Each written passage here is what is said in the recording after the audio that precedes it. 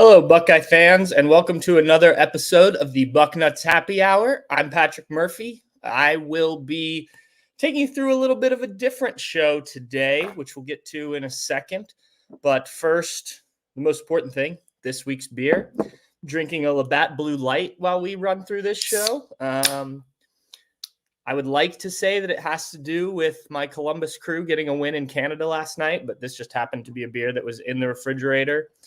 Easy to drink while we talk a little Buckeyes today. I'm going to be joined today, and I'm going to start this as part of a little series I want to do here during the offseason by Bill Kurelic, Bucknuts recruiting expert. And we're going to talk not necessarily about Ohio State football recruiting, but we're going to talk about Bill and give you guys a chance to get to know him a little bit. If you have any questions for Bill about his life, about his time as a recruiter or covering recruiting, anything like that, if you're watching this live, feel free to throw those in the question or in the comments. We have some questions already that were posted on the Bucknuts message board, so we'll get to some of those as we go. But let's get to it. Let's bring in Bill here. Bill, how you doing?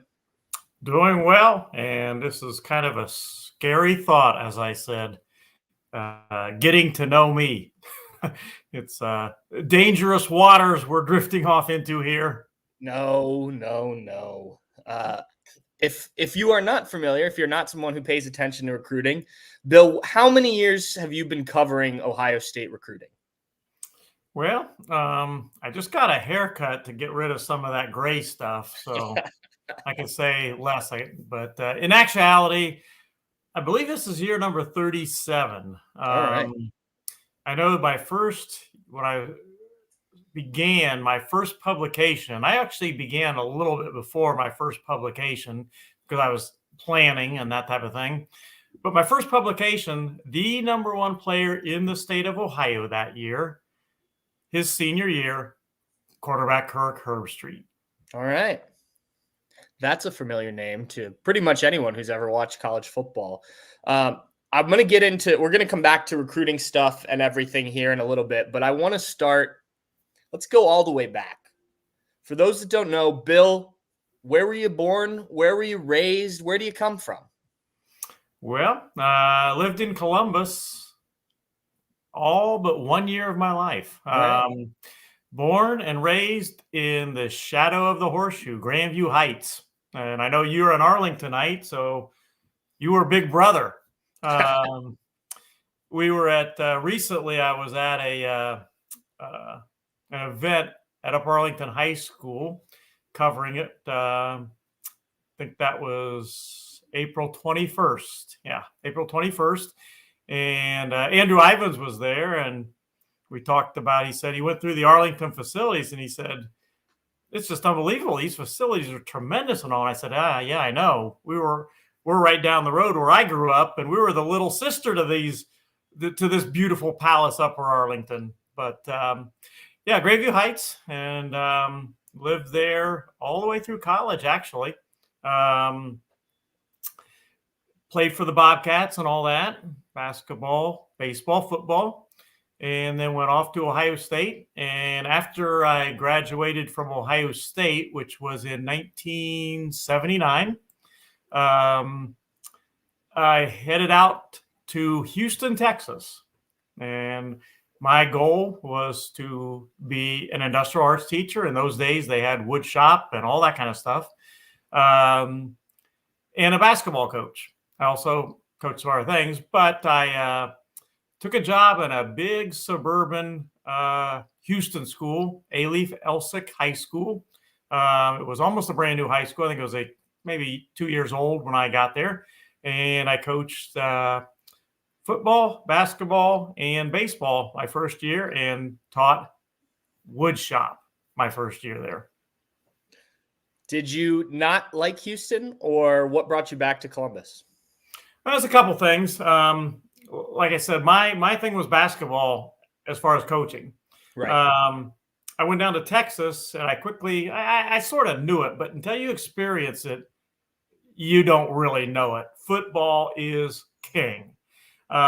We had a 10,000 seat, literally a 10,000 seat brand new football stadium, and our basketball arena sat, I think it was less than 500.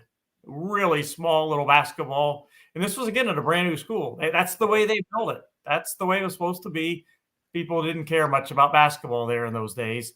So after spending my first year there, I decided, I don't like the fact that the sport I coach, mainly basketball, is just not important. It just was not important in those days in Houston, Texas. Now that has changed some since then. In fact, I think it's changed quite a bit, but that was a big part of it. Basketball was my love as far as coaching goes, and I wanted to get back to Ohio, and I liked Ohio. I kind of missed, being a Browns fan and an Indians fan and all that. The Cavs weren't around then. Ohio State, of course, and I kind of missed that, to be honest, and came back and didn't even know if I had a job. I just knew I wanted to come back. So I got back here to Columbus, and a job opened up. It was then Dublin High School. It was just one big school. There was not a Dublin Jerome, a Kaufman, Scioto, all that. It was just one big Dublin High School. Later became Dublin Kaufman, and got a job as, again, a woodshop teacher and an assistant varsity basketball coach. I was the assistant varsity coach. And then I also coached softball. I was the head softball coach. Well, not at that time. That came a year or two later that I also became the head softball coach. But my second year at Dublin High School, the head coach decided to go into private business, and the basketball head coaching job at Dublin High School opened up, and they offered me the job on one stipulation, kind of. They offered me the job. And so at the age of, I think, 23 or 24, I was the head basketball coach at Dublin High School. Thought I knew everything, but found out I didn't know very much in actuality. And the one stipulation was that they wanted me to also, along with being the head basketball coach, boys basketball coach, they didn't have anybody to coach girls softball. So they wanted me to be the girls softball coach, head softball coach. And basically at that point, I would have swam across Lake Erie for that head basketball coaching job. So I said, whatever, I'll be the softball coach. And lo and behold, many, many, many years later, I have had two daughters get scholarships to play college softball. So I guess I got to love softball with that first job at Dublin High School. Yeah, and it's worked out for your daughters too. Yep. I think most people who have followed your work over the years will probably be surprised that you say that basketball was your preferred direction. What was it about basketball, and why did you then end up covering football recruiting more so than basketball?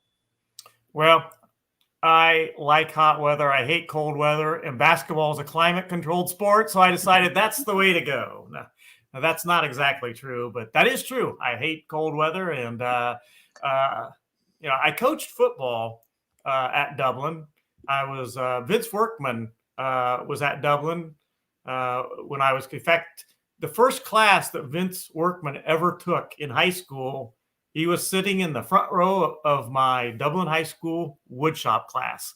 So I had Vince Workman his freshman year there, which digress a little bit here. What a great young man. He was a great kid then. He turned out to be a great kid as he grew up, and he's a fantastic human being and a fantastic man. I still, on occasion, I'll talk to him on Facebook or whatever, and Vince is tremendous. Like I said, he was in my woodshop class, his first class. It was his first class of the day, first class he ever took at Dublin. He was in my class, and I used to talk to him all the time. Got to play basketball, Vince. Got to play basketball. He loved football and track. So by his sophomore season, I had him talked into playing basketball because I had seen him in our gym, and he wasn't a finished product or a polished basketball player, but with his athletic ability, and he could just jump out of the gym. He just had all the physical traits, speed, everything. I thought this kid could be a great basketball player. And so by the beginning of his sophomore year, I had him talked into playing basketball, and thought he was coming out. I thought he would be on my varsity as a sophomore, but he lived with his uncle in Dublin, who really wanted him. He thought 2 sports was enough, football and track, and that he really wanted him to concentrate on his academics and his grades and not be playing a sport year round. So Vince didn't play basketball that year. But looking back, I think Vince made the right choice. Yeah, it seems like it. So teaching, obviously a means to coaching. You said you were teaching woodshop. What is that like for those of us who never took woodshop? What are we learning in Bill Kurlic's woodshop class? How to make things and not get hurt. Now, this is going to shock some people out there, the younger people at least. But in those days, you were allowed to paddle students. I was hoping you'd go this direction because I've heard you talk about this before. Yeah, you were allowed to paddle students, and my thing was that nobody is going to lose a finger, a hand, or anything else in my wood shop. We have all these saws, table saws, and all this heavy grade equipment, and no one was going to get hurt in my wood shop. So I had a rule that if you did something dangerous in my class, dangerous to yourself or dangerous to another student, you were going to get paddled. That was a paddleable offense. So I did. I had a paddle, and had the students after they got paddled. It happened a few times, not a lot. Probably I taught woodshop for about 4 or 5 years, and kids learned how to make things basically, and learned life skills, as I call them, and being able to make things and be handy at home and all that kind of stuff. Made a lot of furniture. My students did. In fact, first house my wife and I ever moved into, most of the furniture in that house was made by me. But yes, we had a rule. You can get paddled. That's the only thing I ever paddled a kid for. If you did something dangerous to another student or yourself, we had a finishing room, so to speak, where you finished your project, your table or whatever you made, and you finished making it. Then you go into the finish room and you put lacquer or whatever finish on it. Well, that had doors. So if I paddled a student, you had to have a witness, another teacher witness. You took them into the finishing room and you gave them a swat or two with your paddle. And afterwards, I would have them sign the paddle. And believe it or not, they all gladly, it was kind of a mark of bravery, I guess. Every one of the kids I ever paddled, and again, it wasn't a lot of them, but every one of them signed my paddle after they got paddled. And one of them I like to say that I was the first ever Coach K, not Coach Krzyzewski. I was the first Coach K because they put on my paddle Coach K. Well, Will Starr said his woodshop teacher kept a list of swats owed by people at the end of class. Every day, in all caps, kids were lined up getting paddled by their teacher. So apparently you weren't the only woodshop teacher to do this. I wonder if Will Starr was at Dublin High School in those days. Yeah. Also, that just shows you how times have changed. Not so much on the paddling now, but if you post on the Bucknuts message boards on the front row, don't make Bill mad. He'll come after you with that paddle. Another thing that's almost crazy now to think about is that in those days there was not a police, sheriff, anything like that on the premises. That wasn't. If I go across the street here to Orange High School, Old Tangy Orange, or any high school, pretty much, you're going to see a police cruiser parked out there in that parking lot. In the days of Dublin High School, when I taught, no police cruiser, no policeman on hand, nothing, and that certainly has changed a lot. Certainly has. Okay, so I don't know how many people know this. You and I were actually just talking about this the other day because there was a thread on the front row about it, but you started a 900 number. Is that correct? That was recruiting. Was that how you first got into it? How did this all start? No. Also explain what these were for people like me who didn't grow up in a time with 900 numbers. Yeah, that came later. Okay. What I started with was a print publication. And when I was doing it at the beginning, there were only a handful of us doing it. Tom Lemming was big in those days. Joe Terranova is the godfather of it all. Joe Terranova started all this recruiting stuff. he came out with the first brochure of anyone, or pamphlet, or whatever you want to call it. He was a Detroit auto executive at Ford, actually, but he started all this stuff. Tom Lemming was big, Joe Terranova, and a handful of others. Alan Wallace, I believe, was in at that time. In fact, I'm sure he was. But there weren't many of us. I took a different route, and I kind of like to say I was kind of the first one to go in this direction. Everybody was doing a national thing where they'd have national publication on all the top recruits across the country. And I would look through those things, and I really didn't care about a kid in Oregon, to be honest. If a kid in Oregon was not interested in Ohio State, I didn't really care about him. So I got the idea of, I want to do something that I think people will care about, and specifically Ohio State recruiting. So I kind of think of myself as the first recruiting person that actually just focused on one single school. So I started a print publication. I called it the Ohio Football Recruiting News. It was a print publication all about players in Ohio, recruits in Ohio, because that's where Ohio State did most of the recruiting. And then anyone Ohio State was recruiting nationally. So it was a print publication type thing. And that lasted, probably, I'm guessing 6, 7, 8 years. Okay. By then, I was no longer teaching at Dublin. I was just doing this full time.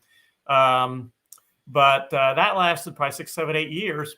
And in the meantime, there was such a thing as a 900 number, where you would call a message into a 900 company, and it would be a recorded message about, in my case, Ohio State football recruiting.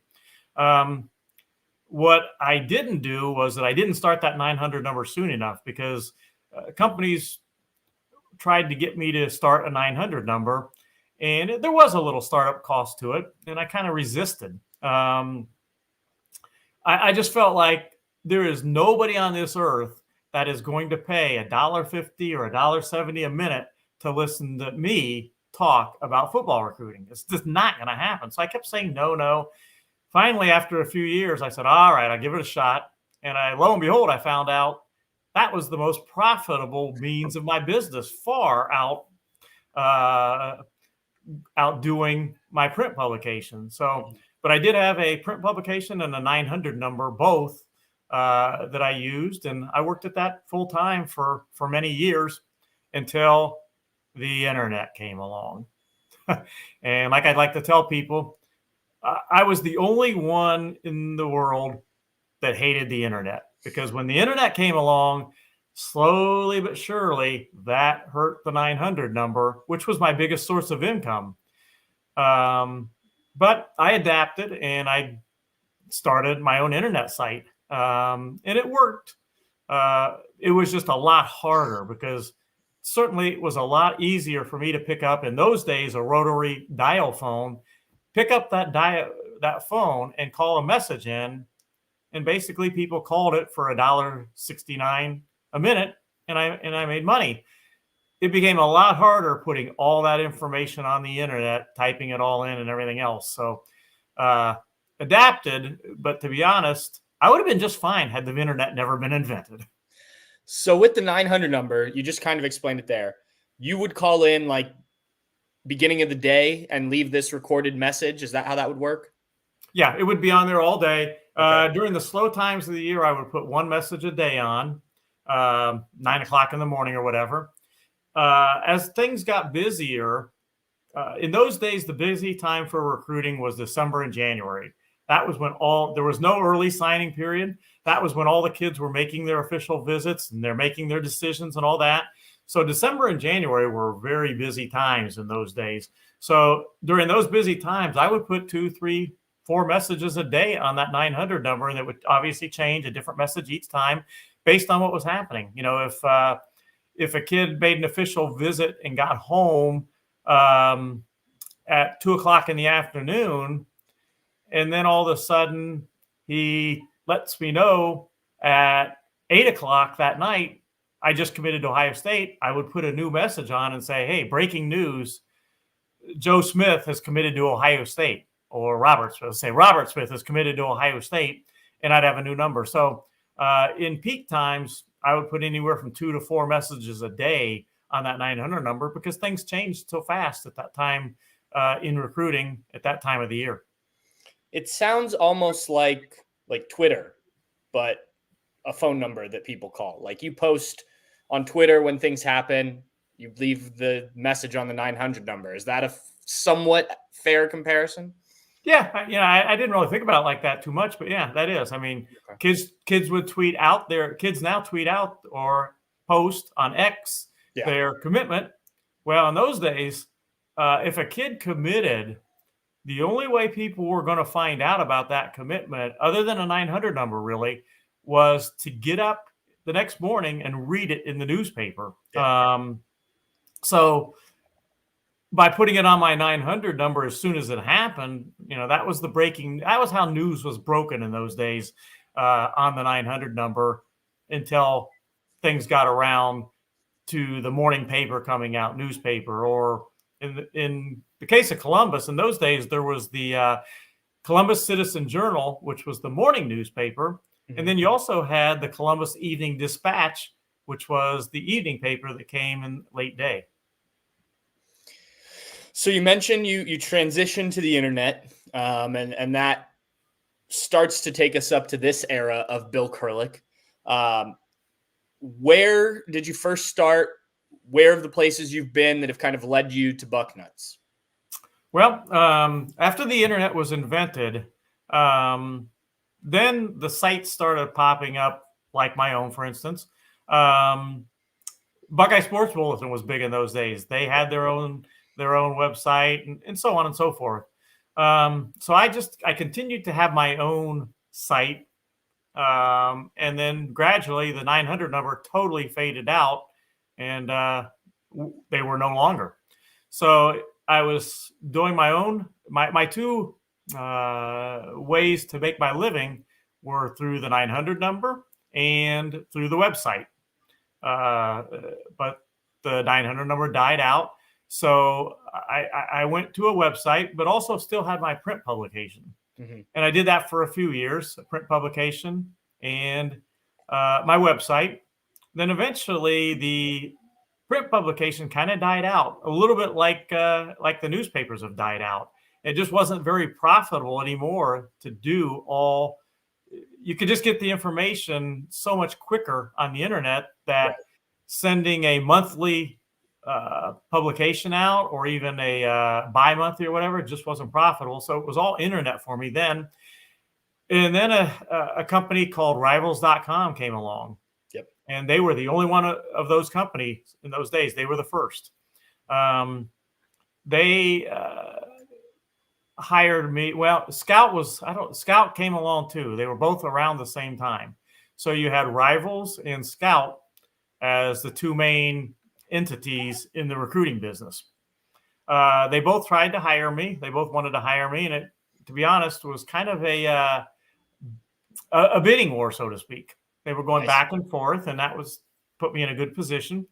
And finally, I just felt better about Rivals.com at that time than I did Scout.com. And finally, I just said, all right, Rivals, give me your final offer quote. Right. And I liked it. I felt better about them. And I just told Scout that, I've made my decision. They wanted to make a counter offer. And I said, no, I've given my word to Rivals. I'm going with them. And I became the first Ohio State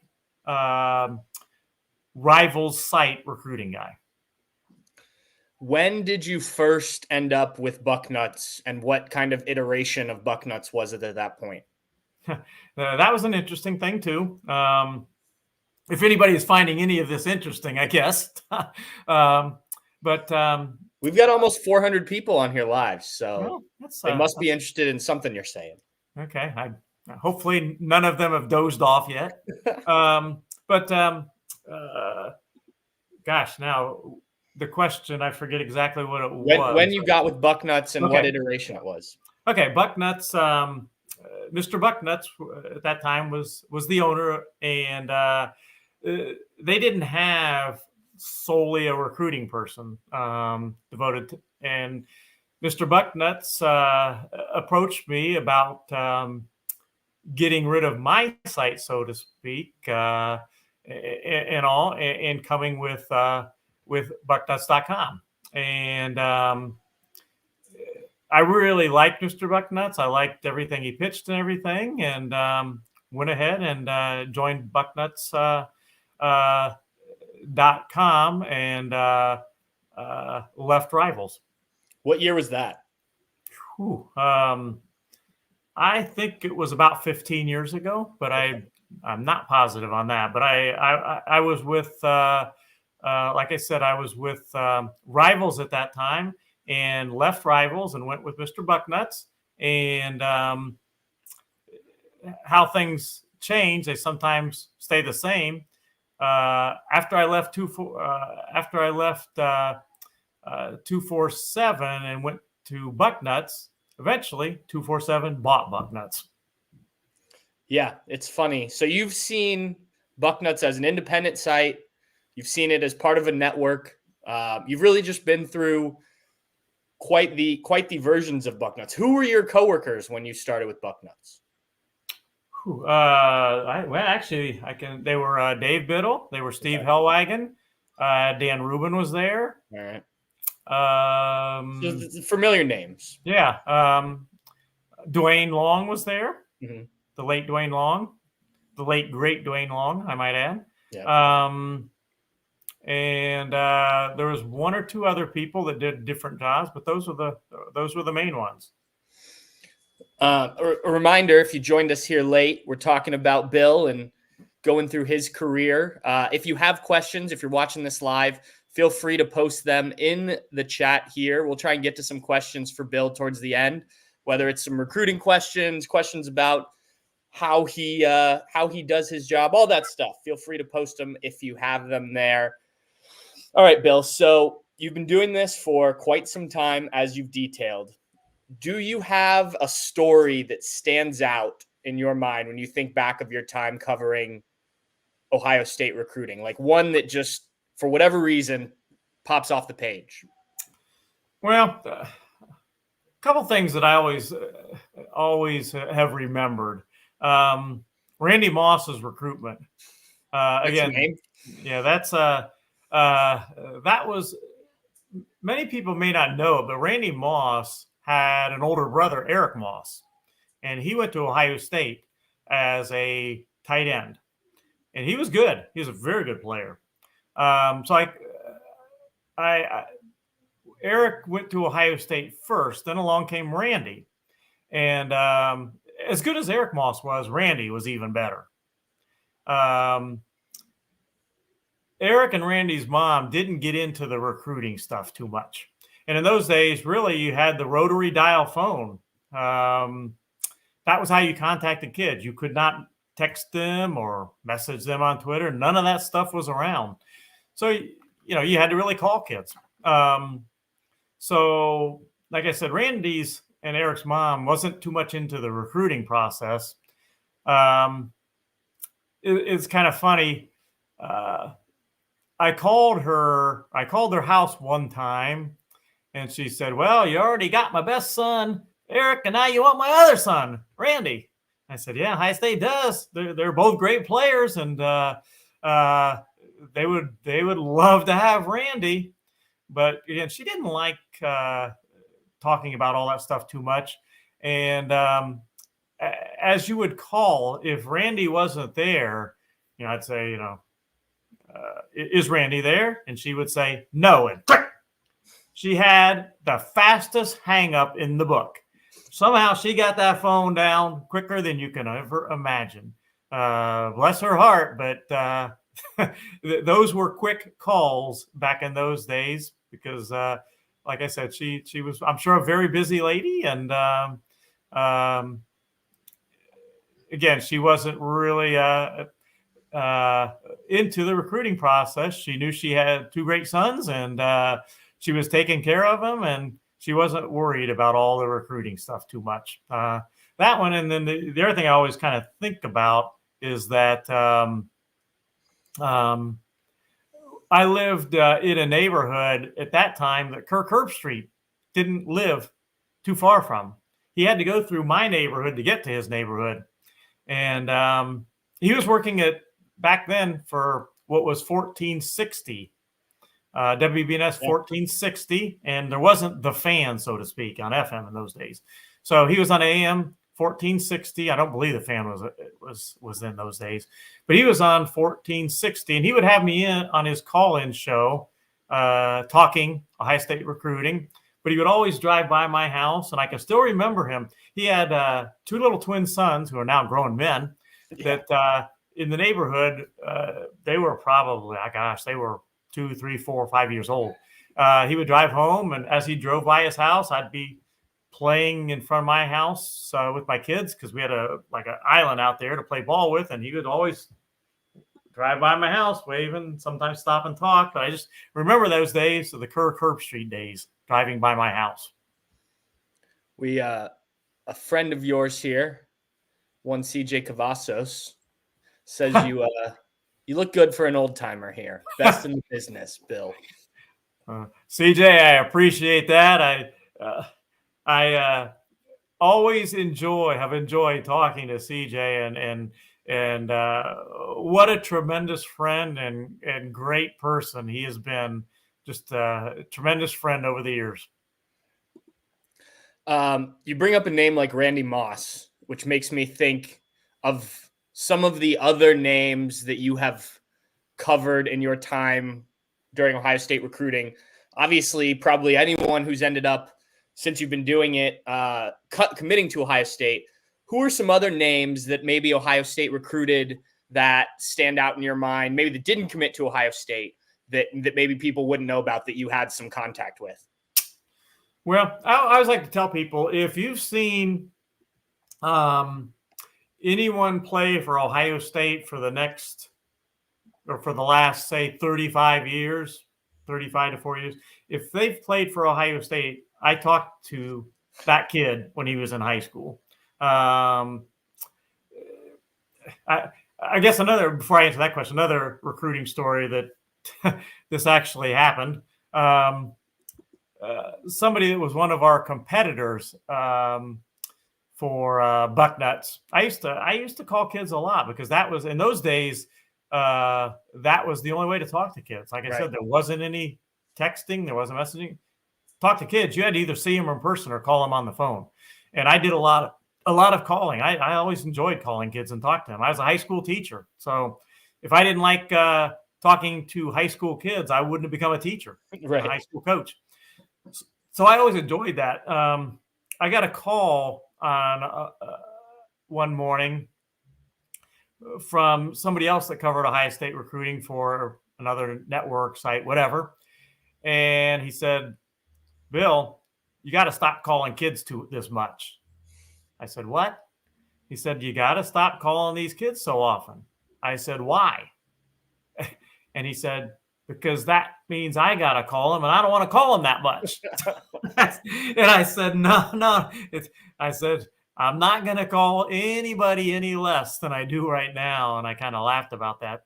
But that call actually happened one day. It was a morning. I can still remember it very well. Working too hard. But as far as kids that didn't end up at Ohio State, there's a story there too. Charles Woodson. He was from Fremont, Ohio, which was, I don't know, an hour and a half drive maybe from where I lived at the time. And in those days, you couldn't just grab a picture of a kid off the internet. It wasn't there. If you wanted a picture of a kid for my publication, like I did then, a print publication, I had to see the kid somewhere and get a picture somehow from him, take a picture myself, whatever. So I didn't have a picture at that point for my publication of Charles Woodson. So I called him up and wasn't able to get a hold of him, but I got a hold of a family member, and they said, sure, he'll be here. It was a week morning during the summertime, and he'll be here. You can take his picture. Come on up. So I drove an hour and a half and got to Charles Woodson's house, and he was not there.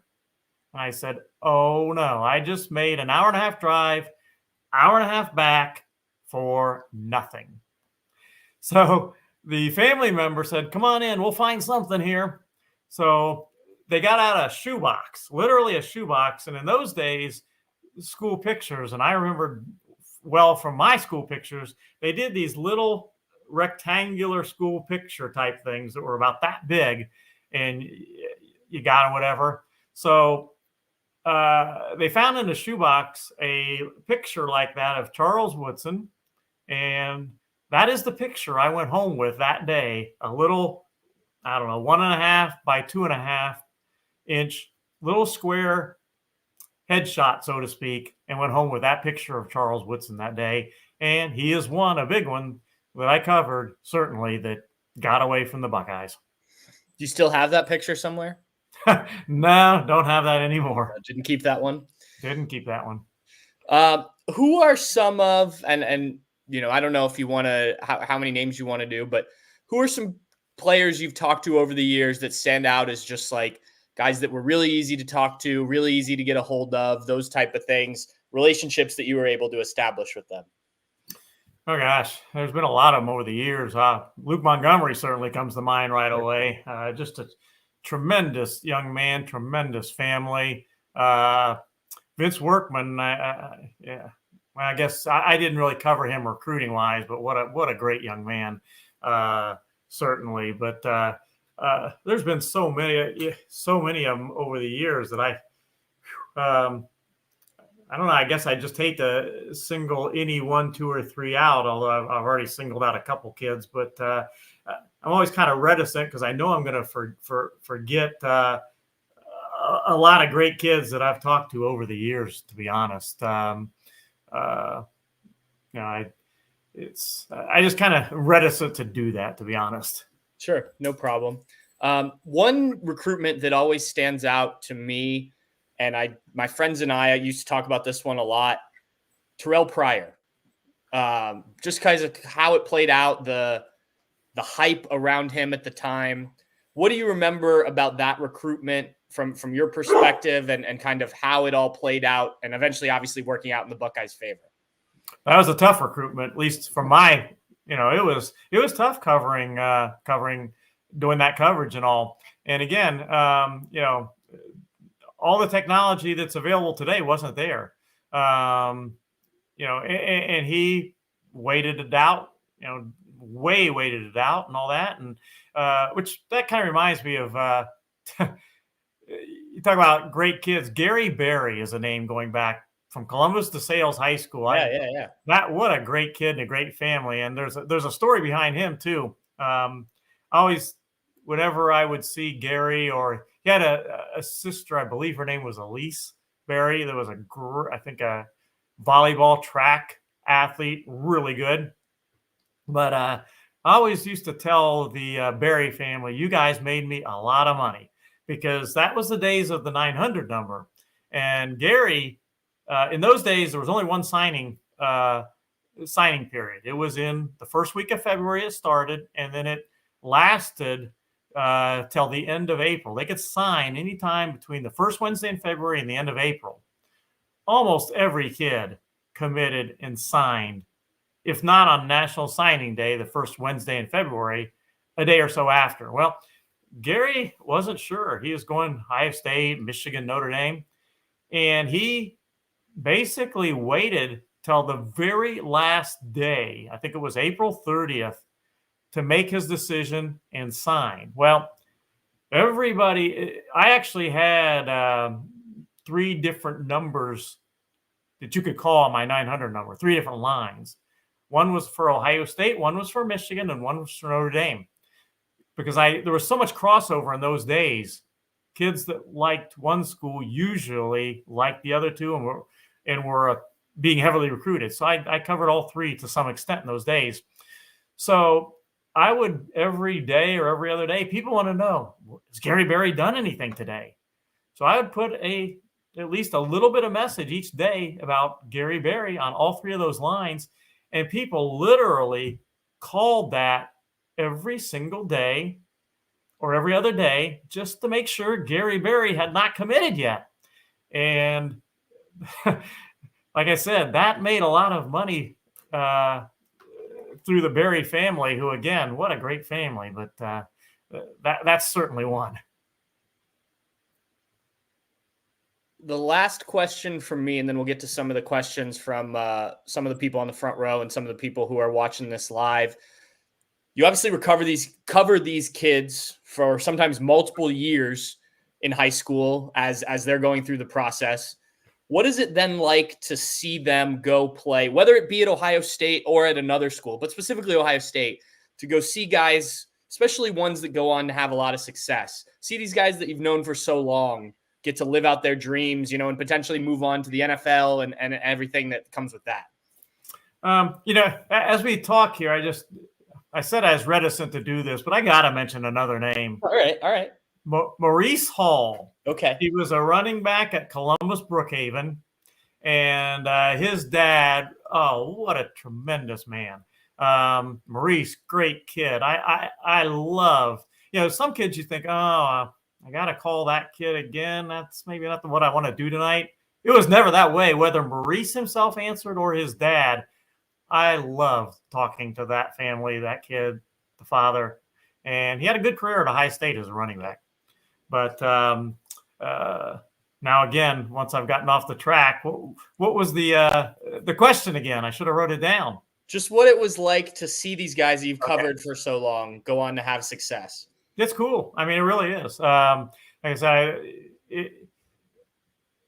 I'll be watching a game and with my kids sometimes. Even my kids are growing up now, but somebody will come on and I'll say, yeah, I talked to that kid, and they kind of know this by now, but I'll say, hey, that's a kid that I really enjoyed talking to when he was in high school and all that.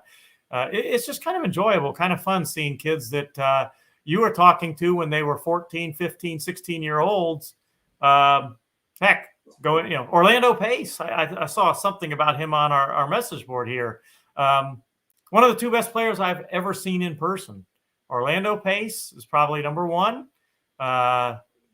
Seeing him in person, he was incredible, just an incredible player in high school. Also a great basketball player. Yep. And then the other one was Andy Katzenwehr, the big cat. He lived right down the street, actually. I lived in Westerville at that point.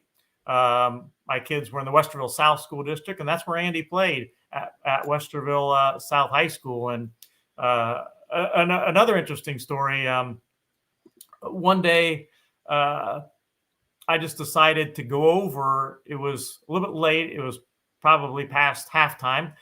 I decided to drive over. I wasn't doing anything. Drive over to Westerville South and catch Andy Katzenwehr. I walked in, and it was past admission time. It was after halftime, so I just walked in, and Andy Katzenwehr, first thing I see is him making tackle after tackle. He was just awesome, just an awesome player. You mentioned Orlando Pace. As we get into these questions, again, if you have any more, feel free to throw them in the chat if you're watching this live. But Will Starr again said, Bill, would you put J.J. Smith on the same level as Orlando Pace coming in as a true freshman? Was the hype for Pace just as much as it is for J.J.? Was there talk of Pace being a top 10 future pick in the NFL? Yeah, I would say that it would be similar. I mean, there was tremendous hype. There's obviously been tremendous hype for J.J. Jeremiah Smith, but in those days, the Big O, everybody knew he was the real deal, and there was tremendous hype. I think most people that knew football when Orlando, or know football now, or knew it then, when the Big O was in high school, knew if this kid doesn't get hurt, he's the real deal. He's going to go on to star in the NFL. Now, Hall of Fame, I don't know about that, because in high school there's a lot of kids you think are just great, and you never know, are they going to have a long enough career in the NFL to be in the Hall of Fame? But certainly the hype was huge for Orlando, and I think everybody felt like if he stays healthy, he is going to be a tremendous player in college and in the NFL. And I think it is similar with J.J. Smith. Yeah, it worked out all right for him. A question on the front row from Spokane Brutus. Bill, do we have any silent commits that you know of? ... No names. And how much longer are you going to do this before retiring? I know that's your favorite question, the retirement question. Well, I see I've got a phone call, Pat. I'll be leaving now.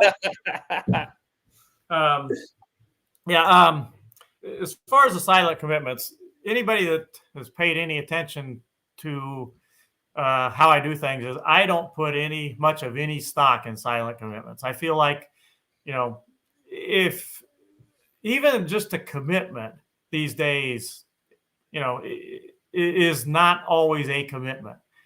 Kids visit other schools, and I'm not saying there's anything wrong with it. I'm just saying that's the way it is. Kids visit other schools. They can change their minds, especially in the time of the NIL. It's made it even worse. So I've never, ever put any real stock in silent commitments. Now, having said that, they do happen. There are kids that go to schools and they tell them, I'm coming here. Sometimes they do, and sometimes they don't end up coming here. Has there been anybody in the class of 2025 that has told Ohio State they're coming? Yeah, there have. But again, obviously I can't name the one or whatever, two, three, whatever, but that's happened. And we'll see what happens with them.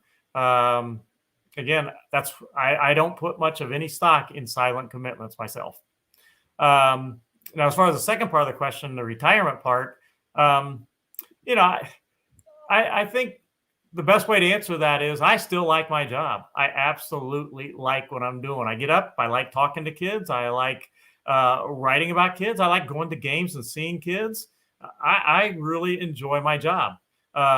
So that, plus the fact that my dad waited, and he could not wait to retire. In those days, 65 was pretty much the traditional retirement day. My dad's passed away many years ago, but when he got to retirement, he got to 65. He was able to retire, and he retired.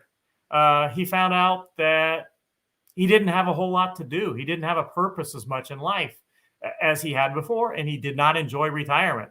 His health went downhill. He went ahead and after a couple of years, went ahead and got another job. Didn't really like it. And the whole retirement thing just did not work out for him. And I watched that happen, and that's always been in my mind.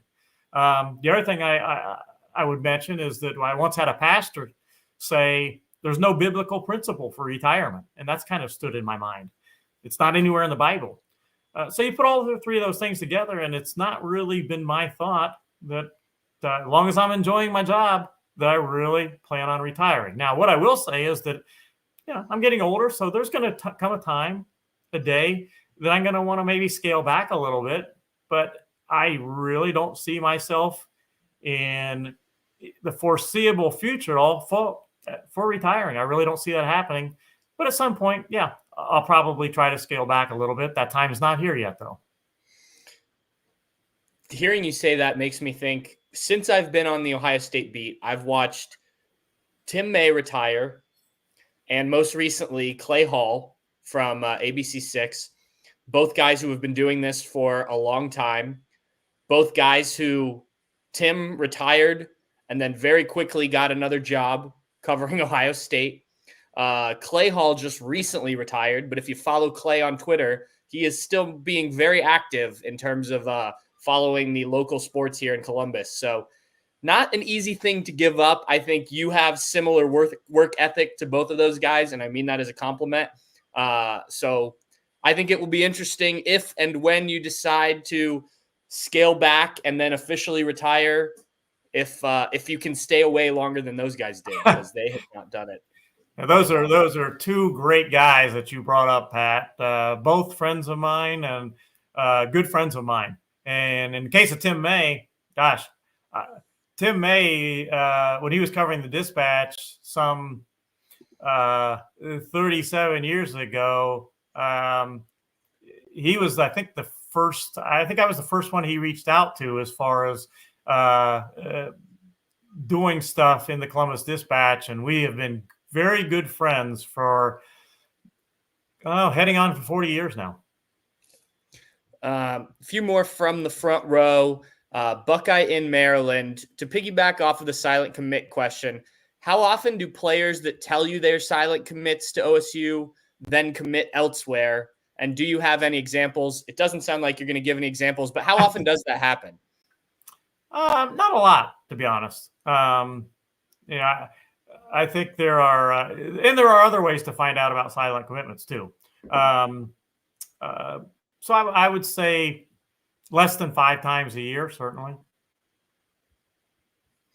All right. And then another one from Buckeye in Maryland. This is kind of an interesting question, though I think I know the answer. Have you ever, and it sort of touches on what we were talking on earlier about watching guys go on and have success. Have you ever received a gift from any of the players you evaluated after they made it to the NFL? Anything that's anyone's ever come back and given you? I would say a very important gift to me, friendship. That's at the top of the list. I think becoming lifelong friends with these guys is as good a gift as you can get. As far as any monetary gifts or anything like that, no, I've never really wanted that to happen, to be honest. And again, I got to talk. I keep going back to your question and breaking my word about mentioning guys. Another kid that Jack Sawyer. What a great kid and great family. Got to know him really, really well during the recruiting process. So much so that I like to run. I do, although I have plantar fasciitis right now, I'm off the running trail for just a little bit here. But I like to run 3 to 5 miles every day. So I got to know Jack really well. And it was one morning, I believe it was a Sunday morning, after church, I was out doing my run, and I get a call, and I look at my phone. I see it's Jack Sawyer. So, okay. And he said, Mr. Kurelic, yeah, I really appreciate all that you've done for me recruiting-wise, talking to me, all the stories, everything. So he said, I just want to let you know that in about 15 minutes, I'm going to commit to Ohio State. I said, whoa. I said, I thought you were going to be a Buckeye. I just didn't know it was going to be right now. And I said, Jack, I'm out on a run. I said, can you wait 10, 15 minutes? I said, I'm probably at least 5 minutes away from home. And he said, it's planned for about 15 minutes. And he waited long enough, and I ran fast enough that I got back in time, and I had the story on there ready when he announced it. Good of Jack to do that. Okay, some questions we've gotten in the live chat here from Troy V. Has the NIL era made your job more difficult? And I will add in there, because I think they kind of go hand in hand, the transfer portal. How has that changed? How have those two things changed things for you? Pat and I talk so much, we can read each other's minds, I think. I had a feeling you were going to put add the transfer portal in there. Yeah, it really has made life a lot more difficult for anybody that covers recruiting, or at least if you're going to do a decent job of it. Yeah, it's added a whole nother layer. There's the high school kids that still covering them, but now you got to cover the college kids and all their transfers and all that. So yeah, it in the NIL, as you mentioned, Pat, very rightly so, on the mark. The NIL is a big part of why kids are at times transferring. Not the sole part, or always, but it's a big part of why kids at times transfer. And those two things going together has made my job a lot more difficult. And it's why, in my opinion, a lot of college coaches would like to get to the NFL, because they're not dealing with the NIL and all the transfers. We had a couple of questions, more just on general recruiting, about Eric McFarland. Christopher Sowers asked, have you heard anything about Eric McFarland? I think he's a 2027 recruit. I think he's actually 2028, if I am finding this correct. And then we also had... There it was. Smith Rash asked, have you heard anything about Eric McFarland? Same kind of question. Anything on that for the people looking down the road a little bit in terms of Ohio State recruiting? Yeah, he just got offered a scholarship by Ohio State, and he's an outstanding player. He's interested in Ohio State, but when you're that young, it's your time is a little ways out as far as making a decision. So, I haven't asked him about making a decision or who's your leader or anything like that, but he has been offered a scholarship by Ohio State. Speaking of guys being a ways out, how early in the process do you tend to get involved with kids? I mean, does it just depend on when Ohio State gets involved, or at what point do you feel like you need to start establishing these relationships? Well, with the Ohio kids, it's usually when they're starting their sophomore year type thing. Okay. If there's a really good freshman, that happens too. Isaiah Garrett from Cincinnati Winton Woods last year, for instance, started talking to him, reporting on him. He as a true freshman. Actually, I knew about him in 8th grade because Chad Murphy, who is the outstanding coach at Winton Woods, head coach, had told me about Isaiah, that this kid is going to be a great one and all. But I think you kind of hit it on the head, Pat. Generally speaking, I mostly start getting involved when I know they are Ohio State caliber, or I know Ohio State is involved. All right. Well, we got a couple more here. We'll hit on these quickly, and then I'll let you get out of here. Doug Shepard asks, what is Bill's sources of high school athletes worthy of coverage? I'm not sure what that means. Yeah, Doug, sorry, I misread it. Doug, if you can rephrase that question, we'll try and answer it there. And then Troy V said, just wondering if you've ever tracked a hit rate, like how many can't miss kids pan out, how many don't. I've never really done that. I guess the best way to do that would be tracking 5 stars. You would think the 5 stars is almost a can't miss, but I haven't really ever done that.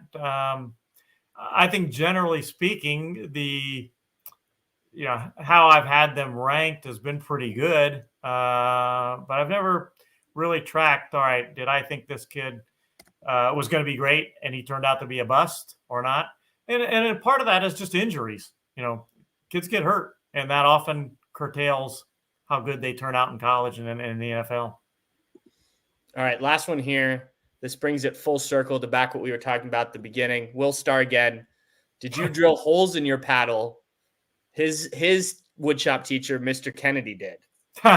No holes in the paddle. They would have had a hard time signing it, I guess, if I had holes in it. No. But I do remember the first time when my kids were younger, I showed them my paddle. They couldn't believe, you paddled, kids? You'd be put in jail for that now. That's true. All right, Bill. I thank you very much for coming on and doing this. I learned some things, and I thought I knew you pretty well. So I hope everyone else did. And thank you for taking about an hour here to kind of give us the background. Let some people know the man behind the dean of Ohio State football recruiting. So thanks, Bill.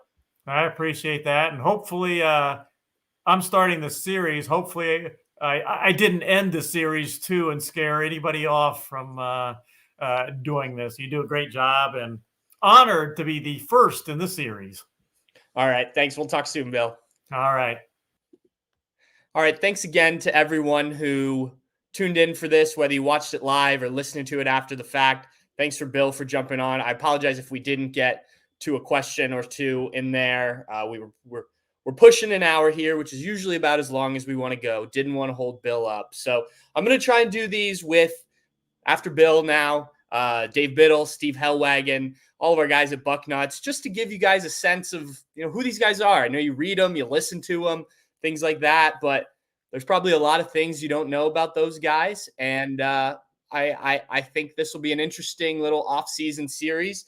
We'll see if we do it every week, if we knock these out in the next couple weeks, or if we kind of space it out a little bit. It'll depend on schedules, but plan on hearing more from the guys over at Bucknuts, learning a little bit more about them on the Bucknuts Happy Hour. Thanks again for everyone tuning in. And whether it is next week talking with Dave or Steve or talking something else, we'll talk to you late next week. Cheers.